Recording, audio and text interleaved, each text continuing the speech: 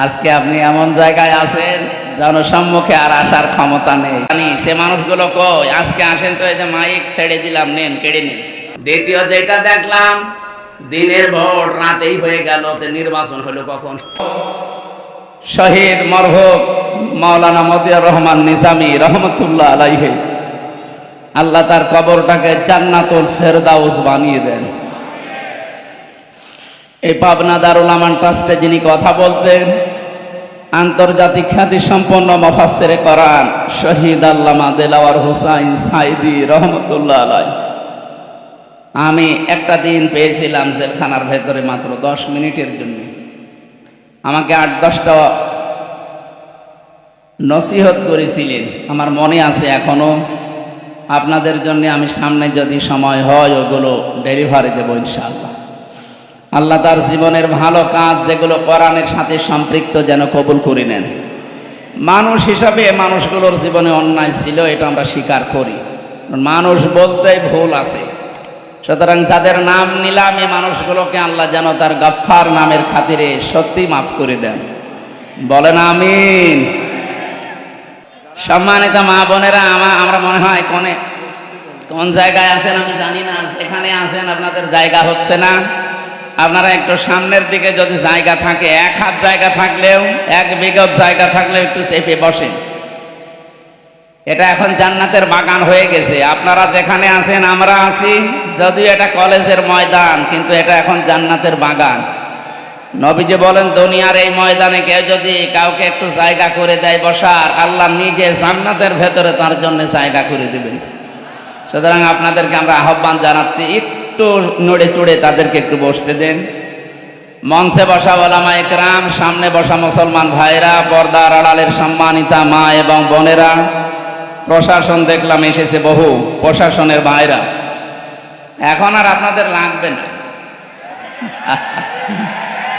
আমি গত বছরও মনে হয় জেল থেকে বের হওয়ার পরে পাবনা দারুল আমান ট্রাস্টে অনুষ্ঠান ছিল, কিন্তু আপনারা আমারে আসতে দেন। কার ইশারায় দেননি আমরা জানি। সে মানুষগুলো কই? আজকে আসেন তো, এই যে মাইক ছেড়ে দিলাম, নেন, কেড়ে নিন। আজকে আপনি এমন জায়গায় আছেন জনসম্মুখে আর আসার ক্ষমতা নেই, অথচ ইমান যাদের সত্যিকার অর্থে আছে, এই যে হাদিস বললাম, ভালো কাজ দেখলে যাদের ভালো লাগে, অন্যায় দেখলে যাদের কাছে খারাপ লাগে, এদের ইমান আছে। এই ইমান অনুযায়ী এবং যারা এলেম পায়, এলেম অনুযায়ী যারা কাজ করে। আজকে 4টা কথা আছে আয়াতে সফল হওয়ার জন্যে, আমরা ওইগুলো তাফসীরের সাথে মিলানোর চেষ্টা চালাবো ইনশাআল্লাহ। এটা রাজনৈতিক মঞ্চ নয়, আর আমি রাজনৈতিক ওই রকম ফিগারও না। যারা আছে রাজনৈতিক ওই ময়দানে, তারা ওই ময়দানের কথা বলবে। আমাদের অভিভাবক, আমাদের মাথার তাজ, আমাদের মুরব্বী ডাক্তার শফিকুর রহমান আমিরে জামাত আমাদেরকে আদেশ দিয়েছেন, নির্দেশ দিয়েছেন তাফসীর মাহফিলগুলোতে তাফসীর করার জন্য। রাজনৈতিক কথাবার্তা বলার, প্রচলিত রাজনৈতিক কথা যেটা, এটা বলার দরকার নেই। এখানে কোরআনের হাদিসের কথা বলবেন, এইটাই আমাদের রাজনীতি। এই কথা বুঝতেছেন? সুতরাং আমরা এই ধাঁচে কথা বলতে চাই। আল্লাহ যেন আমাকে ওই তাওফিক ভিক্ষা দেন, বলে না আমি। তাহলে 2টা কথা বলেছিলাম, ইমান যারা আনবে এবং ইমানের দাবি অনুযায়ী যারা এলেম অনুযায়ী আমল করবে। আমার প্রথম প্রশ্ন, অনেকেই বলবেন আমার ইমান আছে। হ্যাঁ, ইমান থাকে না কয়েকটা কাজ করলে। আল্লাহ এই পৃথিবীতে বানিয়েছেন এবং আইন চলবে তার, এই ঘোষণা দিয়েছেন। আলা আলাহুল খালকু ওয়াল আমরু, এই আয়াত আমি বানালাম, বলেন। সূরা আরাফের ভেতরে আছে, আমি বানিয়েছি, আমার আইন চলবে। সুতরাং আল্লাহর আইন বাদ দিয়ে এই বাংলাদেশে যারা অন্য কারো বানানো আইন প্রতিষ্ঠা করতে চাচ্ছেন, আপনার ইমান নেই। আপনি যাই বলেন, আপনি নামাজ পড়েন আর রোজা রাখেন আর অন্য যাই কাজ করেন, আমি সংশোধন করলাম, এখন আপনার বিবেকের ব্যাপার। আল্লাহর আইন বাদ দিয়ে পৃথিবীর অন্য কারো আইন যদি এই দেশে কেউ প্রতিষ্ঠা করার জন্য রাজনীতি করেন, আন্দোলন করেন, চেষ্টা করেন, আপনার ইমান নেই। এটা আমি বানালাম। সূরা বাকারা 2 নম্বর পারা 4 নম্বর পৃষ্ঠা 3 নম্বর লাইনে আয়াতটা আর এক জায়গায় আছে। আন্নাল কুওয়াতা লিল্লাহি জামিআ, সমস্ত ক্ষমতার উৎসকে। কিন্তু বাংলাদেশে বহু রাজনৈতিক দলের গঠনতন্ত্রে লেখা আছে ক্ষমতার উৎস জনগণ। এই আয়াতের সাথে পুরা সাংঘর্ষিক। বাংলাদেশ জামাত ইসলামের গঠনতন্ত্রে এইটা লেখা ছিল না, এই জন্য তাদের নিবন্ধন পর্যন্ত জালেমরা বাতিল করে দিয়েছিল। আপনি কেমন ইমানদার যে আপনার নিবন্ধন বাতিল হয় না, আর এদেরটা বাতিল হয়ে যায় শুধু আল্লাহর উপরে এই কথাটা লেখা থাকার কারণে। যদিও আল্লাহ এখন 5 দিন পরে যারা নিষিদ্ধ করেছিল 5 দিন আগে, 5 দিনের ভেতরে আল্লাহ তাদেরকে নিজের হাতেই নিষিদ্ধ করে দিয়েছে।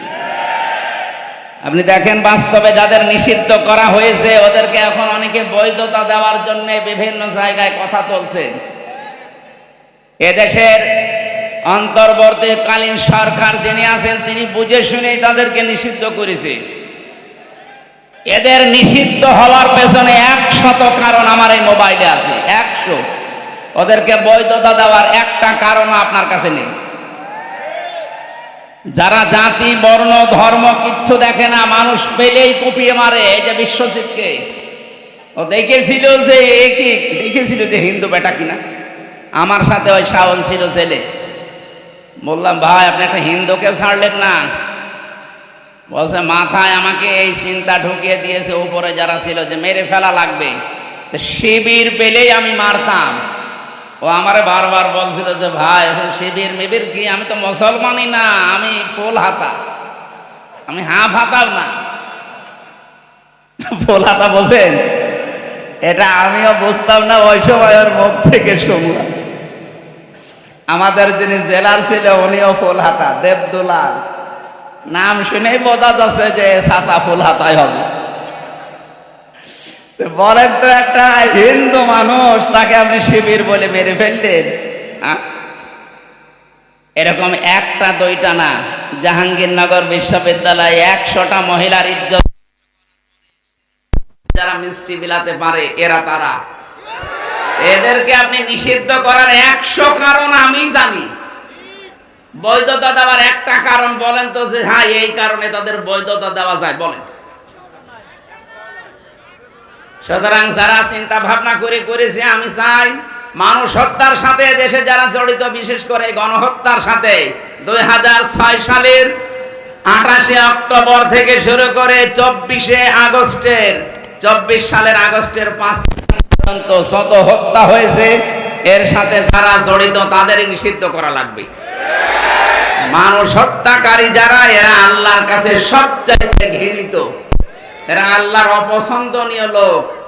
সূরা নিসা 93 নম্বর আয়াতে আছে 4টা শাস্তির কথা আল্লাহ দিয়েছে যারা মানুষ হত্যা করে। আমা ইয়াকতুল মুমিনা মুতাআম্মিদান ফাজাযাউহু জাহান্নাম। 1 নম্বরে তাদের পুরস্কার আল্লাহ জাহান্নামে দেবে। 2 নম্বরে আল্লাহ রাব্বুল আলামিন বলেন ফাজাযাউহু জাহান্নাম খালিদান ফিহা। মানুষ হত্যাকারী যারা, বিশেষ করে মুমিন হত্যাকারী, এদের প্রথম পুরস্কার আল্লাহ জাহান্নামে দিয়ে শেষ করে দেবে না, চিরকাল সেখানে থাকা লাগবে। কথা বুঝতেছেন? শুধু এতটুকু আল্লাহ শেষ করেননি, আগাদিবাল্লাহু আলাইহি, আল্লাহ রেগে থাকবেন তাদের উপরে, আলানাহু, তাদের উপর আল্লাহ নিজে বরদোয়া দেবেন, লানত দেবেন, ওয়া'আদ্দা লাহু আযাবান আযীমা, তাদের জন্য যন্ত্রণাদায়ক শাস্তি আল্লাহ রেডি করে রাখছেন। বলেন নাউজুবিল্লাহ। আপনি আর কাজ পেলেন না, মানুষ হত্যাটাকেই বেছে নিলেন। গণহত্যার সাথে যারা জড়িত, পৃথিবীর ইতিহাস তাদেরকে ঘৃণিত করে ছেড়ে দিয়েছে। হিটলার, চেঙ্গিস খান, কথা বলছেন, এই মানুষগুলো মানুষ হত্যার সাথে জড়িত ছিল। একটা জীবনের মূল্য আল্লাহর কাছে এত বেশি। পড়া কোরআন পড়ে আমি 3টি পাপের শাস্তি পেয়েছি ডবল। আপনি একটা অপরাধ করলে আপনার শাস্তি একটা হবে। মান জাবিল হাসানাতি ফালাহু আশরু আমসালিহা ওয়া মান জাবিস সাইয়্যাতি ফালা ইউজসা ইল্লা মিসলাহা ওয়া হুম লা ইউযলামুন। বলেন আল্লাহু আকবার। কোরআনে কারীম জানাচ্ছে কোন মানুষ যদি একটা ভালো কাজ করে আল্লাহ কমপক্ষে 10 গুণ তাকে নেকি বৃদ্ধি করে দেয়। সিস্টেম অপর পৃষ্ঠায় দেখুন, কোন মানুষ যদি একটা অন্যায় কাজ করে তার শাস্তি আল্লাহ অতটুকুই দেবেন, একটা, তার উপরে জুলুম করা হবে না। কিন্তু এই 3টা পাপের শাস্তি আল্লাহ আলাদা ভাবে বর্ণনা দিচ্ছেন। এই 3টা পাপ যারা দুনিয়ায় করবে তাদের শাস্তি একটা না, ডবল হবে। ইদাআফ লাহুল আযাবু ইয়াওমাল কিয়ামাহ ইলা আখির আয়াত। সূরা ফুরকান 19 নাম্বার পারার 5 নাম্বার পৃষ্ঠার প্রথম নাম্বার লাইনের 69 নাম্বার আয়াতের প্রথম অংশে আছে আল্লাহ বলেন তাদের শাস্তি আমি ডবল দেব। কাদের? এর আগে আল্লাহ 3টা কথা জানিয়েছেন, ভালো করে মিলাবেন। আমি জানি আমাদের রাজশাহী, খুলনা, রংপুর এই সমস্ত বিভাগে এই গোনাগুলো আছে, কিন্তু হালকা, এগুলো বেশি চট্টগ্রাম আর সিলেটে। এটা দেখেন তো আমাদের এলাকায় যে সমস্ত জেলায় আছে কিনা। ওয়াল্লাযীনা লা ইয়াদউনা মা'আল্লাহি ইলাহান আখার। 1 নম্বরে দুনিয়ায় যারা আল্লাহকে ডাকে কিন্তু পাশাপাশি অন্য কাউকে জুড়ে দেয়। কিছুক্ষণ আল্লাহর জিকির করছে, সুবহানাল্লাহ, আলহামদুলিল্লাহ, লা ইলাহা ইল্লাল্লাহ, আল্লাহ আল্লাহ। এরপরে দেখবেন ইয়ালি বাবা, শালি বাবা, কেবলা বাবা, কেল্লা বাবা, ফতে বাবা। আমি জানি এই এলাকায় এসব এখনো হয়নি, আছে কিছু হালকা, এগুলো চলছে বেশি। চট্টগ্রাম আর সিলেট বিভাগের ওই জেলাগুলোতে ওরা 180 মাইল বেগে চালাচ্ছে। আমি নাম ধরি না, তারপরও সতর্ক করার জন্য বললাম। এই যে আমার তাহেরি ভাই, কি জিকির বলেন তো, কেল্লা বাবা, ফতে বাবা। ফতে বাবার নামে কোনো জিকির আছে? এখানে শব্দ ছিল মা'আল্লাহি ইলাহান আখারা। আল্লাহকে ডাকে না তা না, ডাকে, তার সাথে সাথে অন্য কাউকে যারা ডাকে তাদের শাস্তি হবে কয়টা বলেন? ডবল হবে, ডবল। যেহেতু রেকর্ড হচ্ছে, এটা সারা বাংলাদেশে কালকে ছড়াবে। যারা জেনে হোক না জেনে হোক এই গোনায় আছেন, আপনি এখনই থামবেন। আল্লাহ বাদে অন্য কারো জিকির করা মানুষের জন্য জায়েজ নেই। এমনকি নবীজিরও জিকির হবে না, নবীজির দরুদ হবে। কথা বুঝতেছেন? যেখানে নবীজির জিকির করা জায়েজ নেই, কিসের কেল্লা বাবা, কিসের ফতে বাবা? আজকে থেকে সতর্ক হবেন। এই ধান্দায় কিন্তু ওরা মানুষকে জাহান্নামে নিয়ে যাচ্ছে। এরপরও যদি আপনি সতর্ক না হয়ে ওদের মতো জিকির করেন, যান, আপনাকে আমি আরো ঠেলে দিচ্ছি। 2 নম্বরে ওয়ালা ইয়াকতুলুনান নাফসাল্লাতী হারামাল্লাহু ইল্লা বিল হক।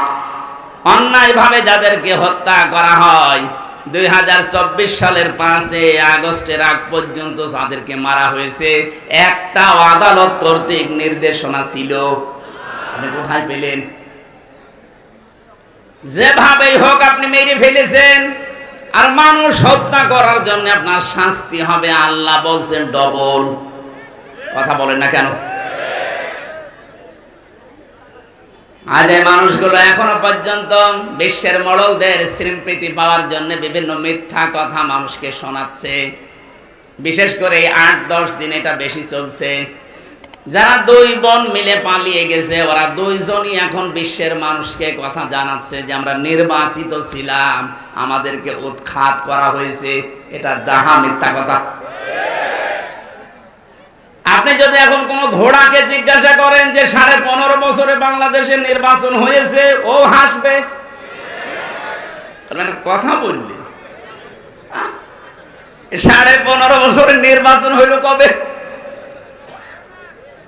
154 জন নির্বাচনের আগেই তো ঘোষণা হয়ে যায়, যেখানে 151 জন হলে সরকার গঠন করা যায়। কথা বলে না কেন? তার মানে ওই নির্বাচন হয়নি।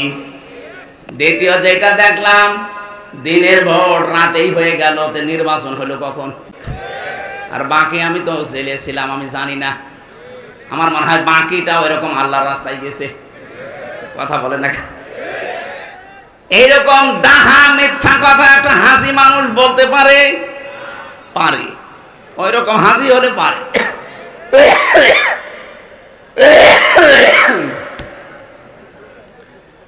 হাসি ওই রকম হলে পারে। হাসি আমি আরো দেখেছি দুনিয়াতে, তাদেরকে আপনি পিটিয়ে মেরে ফেলবেন, তারপরও মুখ দিয়ে মিথ্যা বলাতে পারবেন না। কারণ আল্লাহর ঘর যে দেখে আসে, এরপরও যদি ওর হেদায়েত না হয়, ওর কপালে আর হেদায়েত নেই। একটা রিকোয়েস্ট, আপনি যদি এই চ্যানেলে নতুন এসে থাকেন অথবা সাবস্ক্রাইব না করে থাকেন, অনুগ্রহ করে এখনই সাবস্ক্রাইব করে পাশে বেল আইকনটি বাজিয়ে অল নোটিফিকেশন সিলেক্ট করে দিন।